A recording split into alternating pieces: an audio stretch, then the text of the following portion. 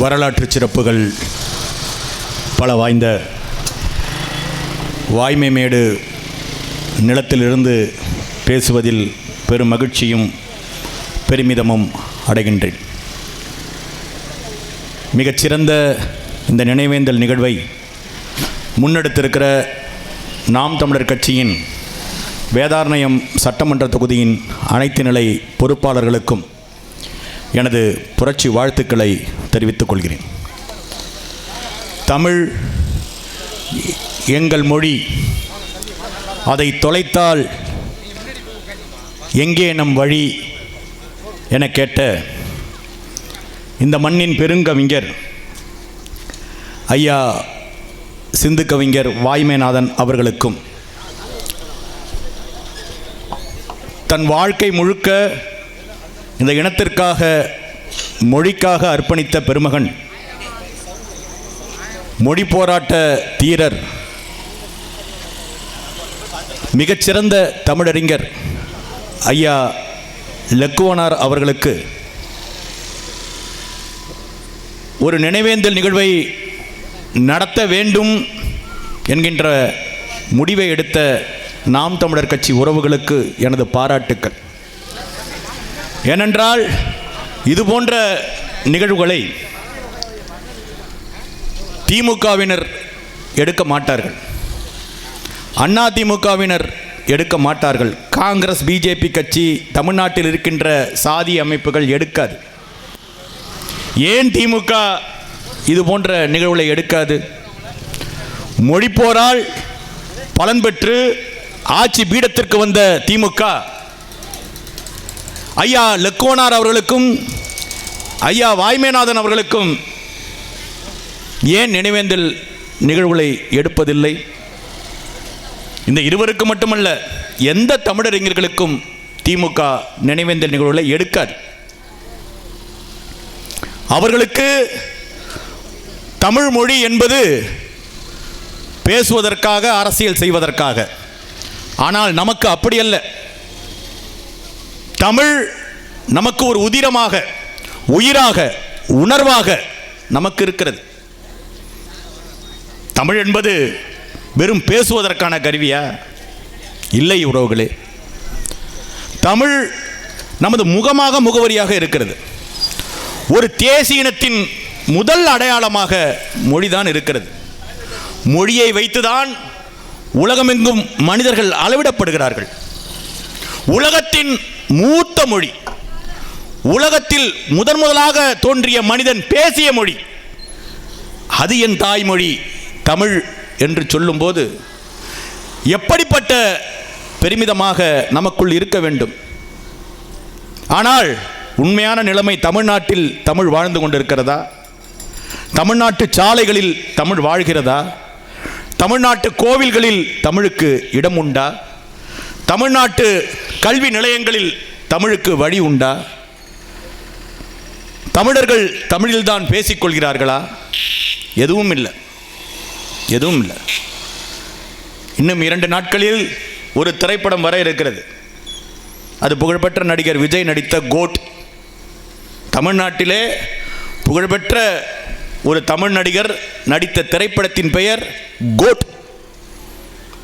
தமிழில் பெயர் வைக்க மாட்டார்கள்.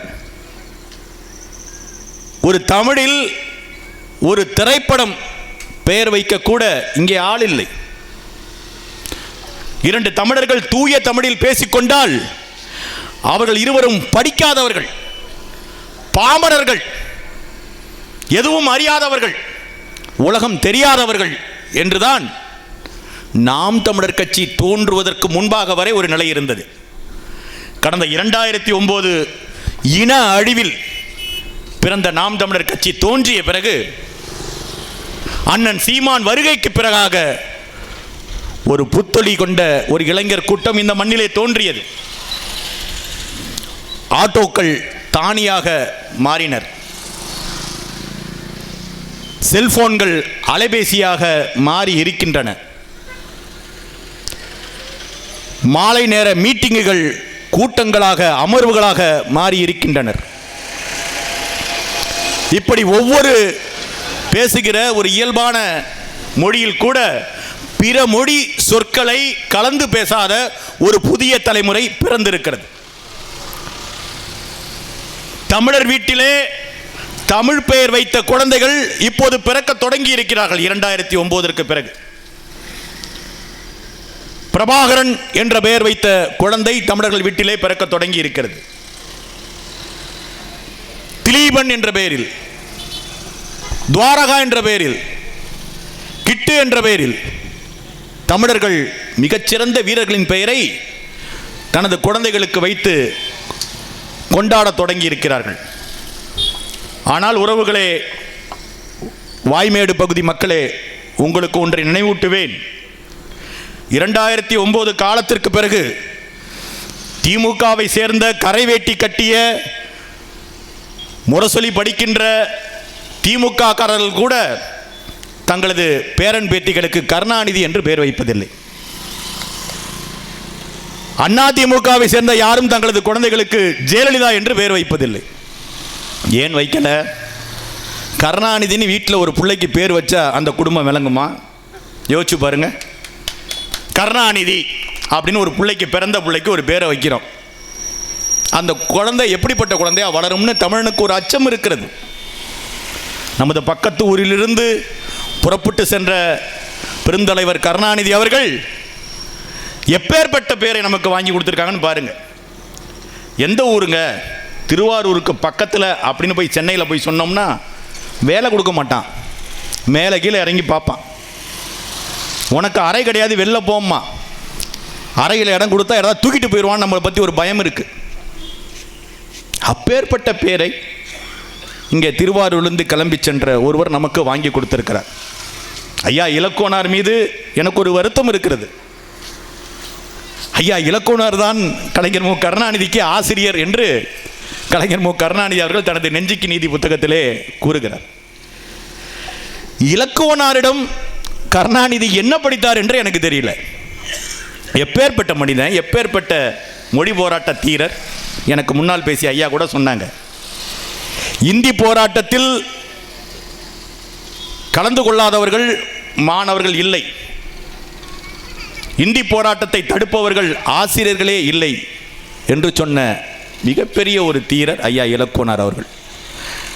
அப்பேற்பட்ட மனிதன் ஒருவரிடம் ஆசிரியராக, ஒரு மாணவனாக இருந்து தமிழ் பிடித்த ஐயா கருணாநிதி அவர்கள் இந்த தமிழை வைத்து நடத்திய பிழைப்புகளை உலகம் அறியும் உறவுகளே. ஐயா இலக்குவனார் தொல்காப்பியத்தின் மீது முனைவர் பட்டம் பெற்றவர்.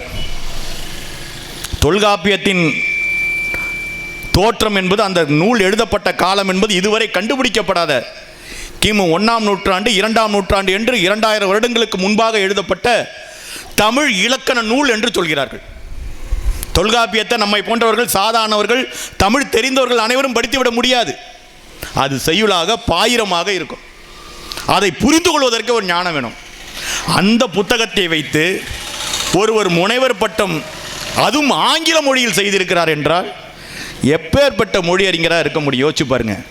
அது நமது ஒரு சிற்றூரான ஒரு வாய்மேடு என்ற ஊரில் பிறந்து திண்ணைப்பள்ளியில் படித்து, இங்கே இருக்கிற அரசு தொடக்கப்பள்ளியில் படித்து, அதற்கப்புறம் தஞ்சாவூரில் பயின்று, திருவையாற்றில் பயின்று, அதற்கப்புறம் சென்னையில் போய் பேராசிரியராகலாம் திகழ்ந்து, இந்த மண்ணுக்கு, இந்த வாய்மேடு என்கின்ற ஒரு சிறிய ஊருக்கு இலக்குவனார் என்கின்ற ஒரு பெருமனிதன் தேடி கொடுத்த அந்த புகழை சற்றே யோசித்து பாருங்கள். கருணாநிதி போலவா திருவாரூருக்கு வாங்கி கொடுத்த பேர் போல. ஆனால் நமது ஐயா இலக்குவனார் இந்த ஊரில் இருந்து கொண்டு உலகத்தை பற்றி சிந்தித்தார் அவர். அதே போல ஐயா வாய்மைநாதன் அவர்கள், அவரை படிக்கும்போது நமக்கு ஆச்சரியமாக இருக்கு. சிந்து கவிஞர் என்று அவரை சொல்கிறார்கள். ஒவ்வொரு வரிக்கும் இடையிலேயே கவிமொழியை சொட்ட வைத்து தமிழை இத்தனை அழகாக ஒரு பாடலாக பாடிவிட முடியுமா என்று வியக்க வைத்தவர். அவர் எழுதிய நேதாஜி காவியம் என்ற ஒரு நூல் எங்கள் வீட்டில் இருக்கு. அது ஏறக்குறைய மரபு கவிதையின் வாயிலாக இந்திய விடுதலைக்கு பாடுபட்ட ஐயா நேதாஜி சுபாஷ் சந்திர போஸ் அவர்களின் வாழ்க்கை வரலாற்றை பற்றி மிக ஆழமாக சொல்லப்படுகின்ற ஒரு நூல். அந்த நூல் வங்க மொழியில், நேதாஜி பிறந்த வங்க மொழியில் மொழிபெயர்க்கப்பட்டிருக்கிறது. வாய்மேட்டில் பிறந்த ஐயா வாய்மைநாதனின் நூல் ஒன்று வங்காளத்து மொழியில் மொழிபெயர்க்கப்பட்டிருக்கிறது அந்த நேதாஜி காவியம் என்கின்ற நூல். அவர் களப்பால் குப்புவை பற்றி ஒரு வரலாற்று, அந்த தன் வரலாற்று நூலை ஒன்று எழுதியிருக்கிறார். வாழ்க்கை வரலாற்று நூலை ஒன்று எழுதியிருக்கிறார். இப்படி இந்த மண்ணில் தோன்றிய பெரும் மனிதர்கள் இந்த மொழிக்காக, இனத்திற்காக உழைத்தவர்கள். ஆனால் இந்த மொழியை வைத்து, இதன் அரசியலை வைத்து பதவிக்கு வந்தவர்கள் கடந்த 60 ஆண்டுகளாக என்ன செய்து கொண்டிருக்கிறார்கள் என்று உங்களுக்கு தெரியும். கார் ரேஸ் நடத்துறாங்க. Car race. இந்த பக்கத்தில் இருக்கிற ஐயா கூட பேசுறவங்க சொன்னாங்க, அரசு தொடக்கப்பள்ளியில், அந்த பள்ளியில் குழந்தைகள் படிக்கின்ற அந்த பள்ளியில் பெண் குழந்தைகள் போவதற்கான கழிவறை இல்லை அப்படின்னு சொல்றாங்க. ஆனால் நமது தலைநகராம் சென்னையிலே 80 கோடி செலவில் கார் ரேஸ் நடக்குது. கார் ரேஸ் எதுக்கு? கார் ரேஸ் மூலதனம் வருமா, முதலீடுகள் வருவாங்களா. வெளிநாட்டு வியாபாரிகள் வந்து தமிழ்நாட்டில் முதலீடு செய்வாங்களாம் கார் ரேஸ் நடத்தினா. அதான் அண்ணன் சீமான் கூட சொன்னார். அப்புறம் எதுக்கு முதலமைச்சர் வந்து வெளிநாடு போயிருக்கிறாரு, அவர் இங்கேயே கார் ஓட்டிட்டு உட்காந்துருக்கலாமேன்னு கேட்டார். எப்படியெல்லாம் பேசுகிறாங்க பாருங்க. எதுக்கு கார் ரேஸு? கார் ரேஸுக்கு நமக்கும் ஏதாவது சம்பந்தம் இருக்கா? முதல்ல நம்ம ஊர் ரோடுகள்லாம், நம்ம ஊர் சாலைகள்லாம் ஒரு மிதிவண்டி செல்வதற்கு கூட தகுதியற்ற சாலைகளாக இருக்கின்றன. அதுவும் தலைநகரத்து சாலைகளை பார்த்தா போதும். ஏற்கனவே அங்கே மெட்ரோ வேலை நடந்துகிட்டு இருக்கு. மெட்ரோன்னு போட்டு ஊர் முழுக்க பள்ளம் தோண்டி வச்சிருக்கான். பாதாள சாக்கடை என்று சென்னை முழுக்க குழிகள் தோண்டப்பட்டு இருக்கின்றன. ஆனால் அங்கே தான் கார் ரேஸ் நடத்துகிறான். நீங்கள் பார்த்துருப்பீங்க, இணையத்தில் உங்கள் பகுதியில் பார்த்துருப்பீங்க. ஒரு ஆம்புலன்ஸ் வண்டிங்க, நோயாளியை ஏற்றிக்கொண்டு, உயிருக்கு போராடுகிற நோயாளியை ஏற்றிக்கொண்டு ஒரு ஆம்புலன்ஸ் வண்டி நிற்குது. இவன் கார் ரேஸ் நடத்துறன்னு சொல்லி ஒரு ரோட்டையே மறித்து நிறுத்தி வச்சிருக்கிறான். ஒரு ஆம்புலன்ஸ் வண்டி, நோயாளியை ஏற்றி செல்கின்ற ஆம்புலன்ஸ் வண்டி அவசர ஊர்தி, அந்த நோயாளி ஊர்தி செல்வதற்கான பாதை மறிக்கப்பட்டு கார் ரேஸ் நடந்து கொண்டிருக்கின்ற காட்சியை நீங்கள் பார்த்தீர்கள் உறவுகளே. எப்பேற்பட்ட மனிதர்கள் இவர்கள்! எதற்கு ஆட்சி செய்கிறோம், எதன் பொருட்டு இந்த ஆட்சி நடக்கிறது என்று எதை பற்றியுமே இவர்களுக்கு கவலை இல்லை. வெற்றி விளம்பரம், வீண் கூச்சல். இதுல வேற ஐயா மு.க. ஸ்டாலின் இங்க சென்னையில் அவரது மகன் உதயநிதி ஸ்டாலின் என்ன பண்றாரு? கார் ரேஸ் நடத்தி வெளிநாட்டு முதலீடுகளை ஈர்க்கிறார். ஐயா மு.க. ஸ்டாலின் போய் வெளிநாட்டுக்கே போய் வெளிநாட்டு முதலீடுகளை ஈர்க்கிறார். ரெண்டு பேரும் போய் வெளிநாட்டுக்காரர்களை அழைத்து வந்து நம்ம நாட்டில் தொழில் செய்ய வைக்க போறாங்களாம். இருக்கிறவனுக்கே இங்கே வேலை இல்லை. தெருவுக்கு தெரு அரசு ஊழியர்கள் போராடி கொண்டிருக்கிறார்கள், ஆசிரியர்கள் போராடி கொண்டிருக்கிறார்கள். மக்கள் சட்டம் ஒழுங்கு பாதித்த ஒரு நிலத்தில் வாழ்ந்து கொண்டிருக்கிறார்கள். கடந்த 4 மாதங்களாக 500க்கும் மேற்பட்ட கொலைகள் நடந்திருக்கின்றன. கூலி படுகொலைகள் அதிகரித்திருக்கின்றன. எங்கு பார்த்தாலும் போதை கலாச்சாரம், சாராய கலாச்சாரம், போதை மருந்து, கஞ்சா விற்பனை. சென்னையில் தலைநகரத்தில் ஒரு தனியார் கல்லூரி விடுதியில் மிக உயர்ந்த போதை மருந்து கண்டுபிடிக்கப்பட்டு இன்று கைப்பற்றப்பட்டிருக்கிறது. கிலோ கணக்கில் மாணவர்களுடைய, கல்லூரி மாணவர்களுடைய போதை புழக்கம் அதிகமாக இருக்கிறது. அதையெல்லாம் தடுக்க வக்கில்லாத இந்த திராவிட மாடல் அரசு கார் ரேஸ் விடுறான். Car race. உங்க மேலெல்லாம் எனக்கு கடுமையான கோபம் இருக்கு. இங்க திமுகவுக்கு ஓட்டு போட்டவங்க எத்தனை பேர்னு எனக்கு தெரியாது. உங்கள் உள்ளங்கைகளை பார்த்து காரி உமிழ்ந்து கொள்ளுங்கள் உறவுகளே. நீங்கள் ஓட்டு போட்டதற்காக, நீங்கள் ஓட்டு போட்ட குற்றத்திற்காக உங்கள் உள்ளங்கைகளை பார்த்து காரி உமிழ்ந்து கொள்ளுங்கள். இதுதான் திராவிட மாடல் அரசு, வெக்கங்கட்ட அரசு. எதையாவது பத்தி கவலை இருக்கா? எதாவது பத்தி அரசியலை பற்றி இவர்கள் பேசுறதுக்கு வக்கு இருக்கா? இது போன்ற ஒரு கூட்டம் போட்டு அரசியல் பேசுவதற்கு திமுக, அண்ணா திமுக 2 கட்சிகளுக்கும் யோக்கியதை இருக்குதா? பேசுவாங்களா? பேசுறது இல்லை. திமுக இப்போது அரசியல் கூட்டங்கள் நடத்துவதில்லை. காரணம் என்ன? திமுக பேசுவதற்கு அரசியல் இல்லை. எதை பத்தி அவங்க பேச முடியாது? ஊழலை பற்றி திமுக பேச முடியுமா? ஊழலின் ஊற்றுக்கண்ணே திமுக தானே. யோசிச்சு பாருங்க. வாய்மேட்டில் ஒயின் ஷாப்பு, நாட்டில் சமூகத்தில் எவ்வளவு முக்கியமான பிரச்சனை பாருங்க. எங்க பார்த்தாலும் சாராயத்தால் ஒரு ஆட்சி.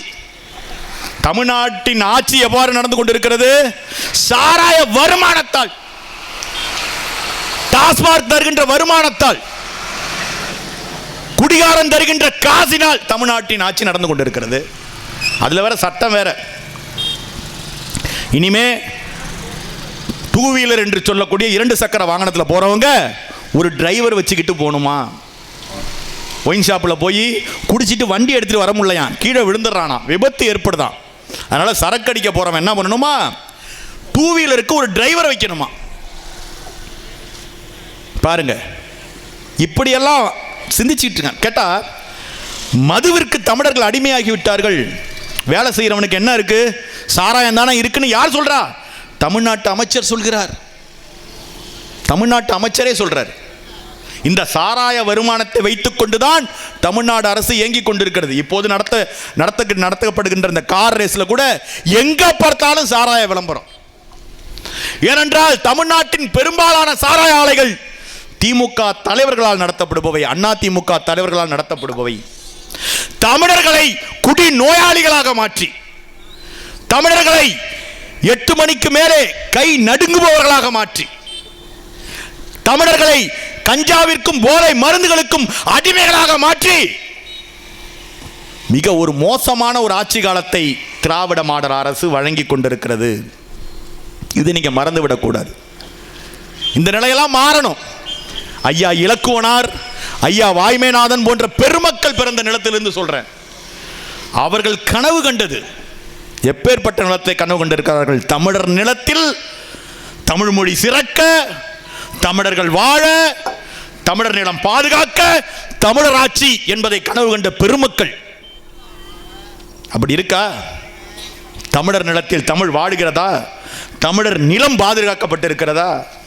குறிப்பாக இந்த ஒருங்கிணைந்த வேளாண் மண்டலம் என்று சொல்லக்கூடிய தஞ்சாவூர், திருவாரூர், நாகப்பட்டினம் மாவட்டங்கள் காவிரி நதியின் சிக்கலால் புறக்கணிக்கப்பட்ட மாவட்டங்களாக, பாலைவனங்களாக மாறும் அபாயங்களை கொண்ட மாவட்டங்களாக மாறி கிடக்கின்றன. இன்னைக்கு கர்நாடகத்தில் கடந்த 1 மாதமாக சரியான மழை. அதனால கர்நாடகத்துக்காரன் கொஞ்சம் தண்ணியை திறந்து விட்டான். அதுவும் கடைமடை பகுதிக்கெல்லாம் வரலை. எங்கள் ஊர் பக்கம் தண்ணி கொஞ்சம், கும்பகோணம் தஞ்சாவூர் பக்கம் தண்ணி கொஞ்சம் எட்டி பார்த்துச்சு. கர்நாடகத்துக்காரன் சும்மாலாம் தண்ணி விடலை, அவன் அணையை இழுத்து பூட்டி தான் வச்சிருந்தான். ஆனால் காவேரி தமிழர்களின் தாய் அல்லவா, அவள் உடச்சிக்கிட்டு மழையை பெஞ்ச தண்ணியை உடச்சிக்கிட்டு அவள் வந்துட்டா. நம்மை பார்க்க வந்திருக்கிற, நமது பசி தீர்க்க, நமது தாகம் தீர்க்க காவிரி தாய் ஓடி வந்து விட்டாள் உறவுகளே. ஆனால் கடந்த 60 ஆண்டுகளாக காவிரி நதிநீர் சிக்கலை நாங்கள் தீர்த்து தருகிறோம்.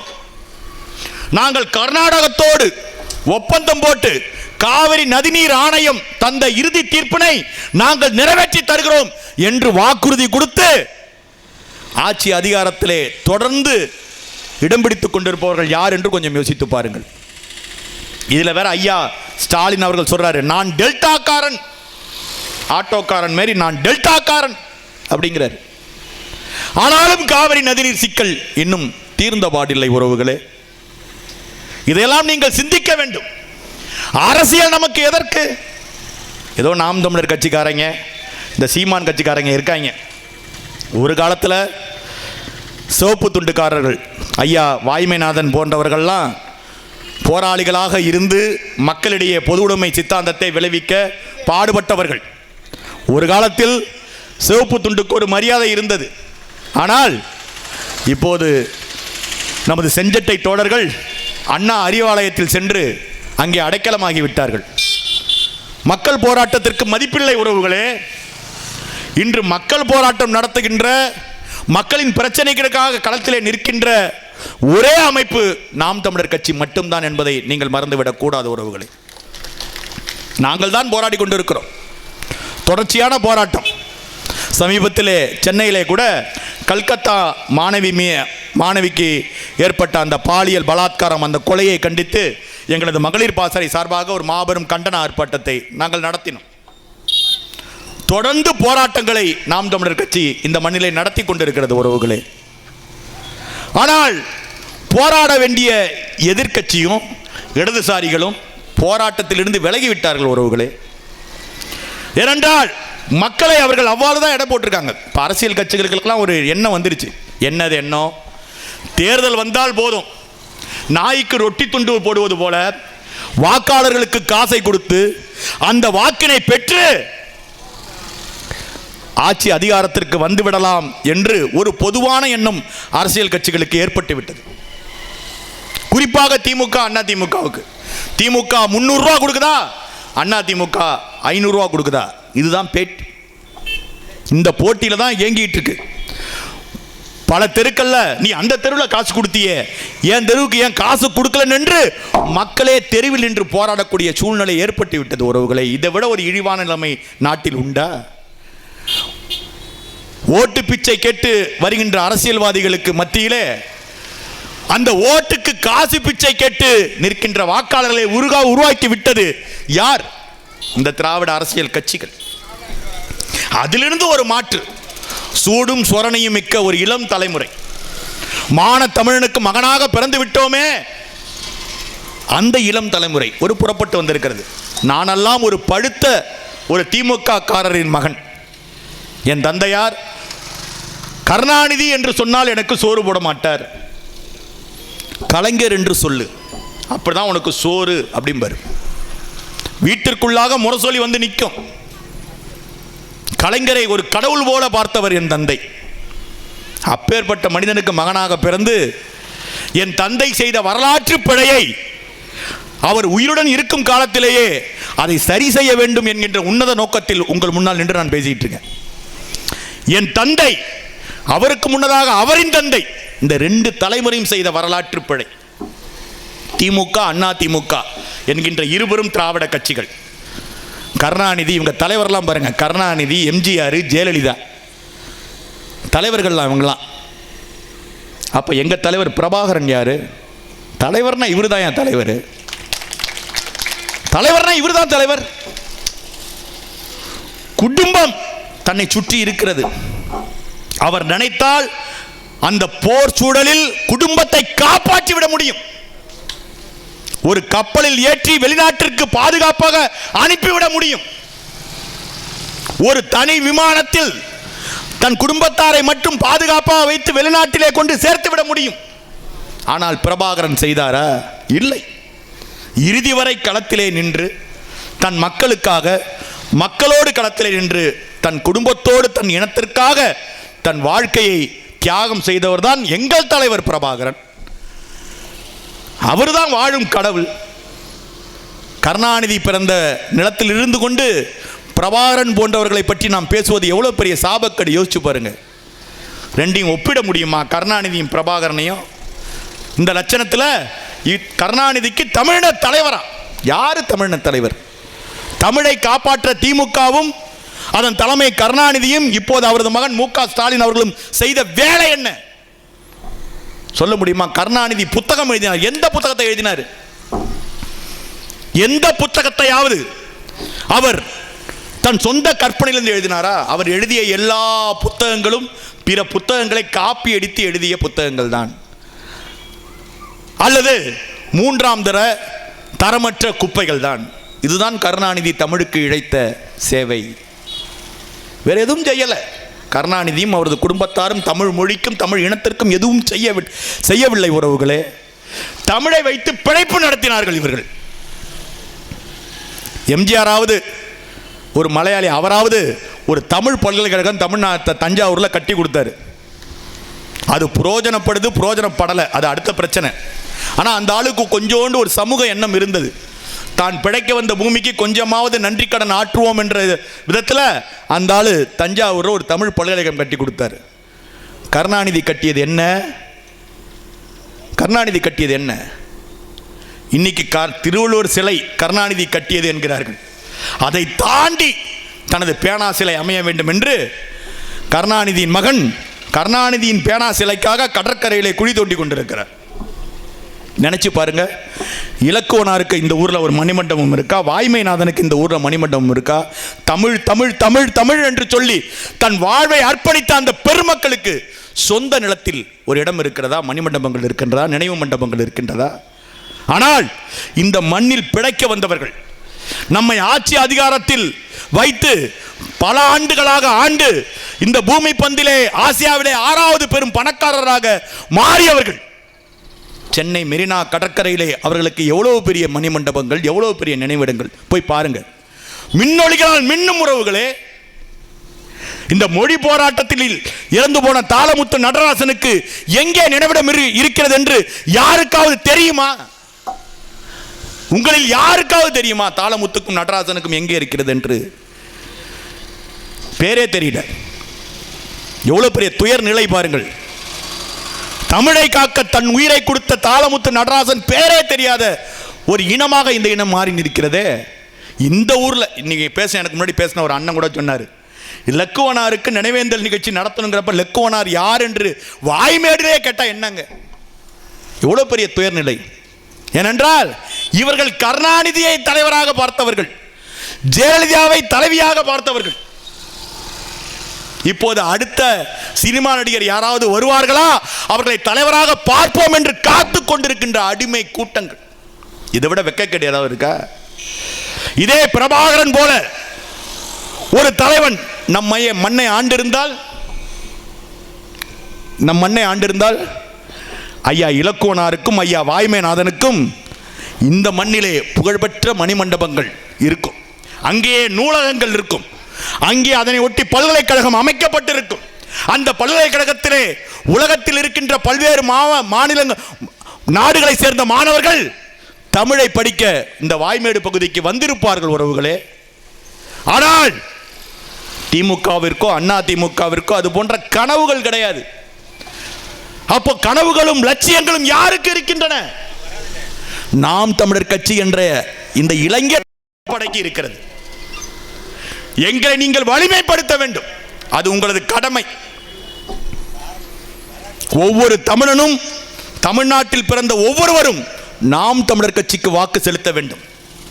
திமுகவுக்கும் அண்ணா திமுகவுக்கும் வாக்களிக்க போக முன்னதாக நீங்கள் சிந்திக்க வேண்டும். எதற்காக இவர்களுக்கு வாக்கு? நம்மை சுரண்டி கொடுத்ததற்காகவா?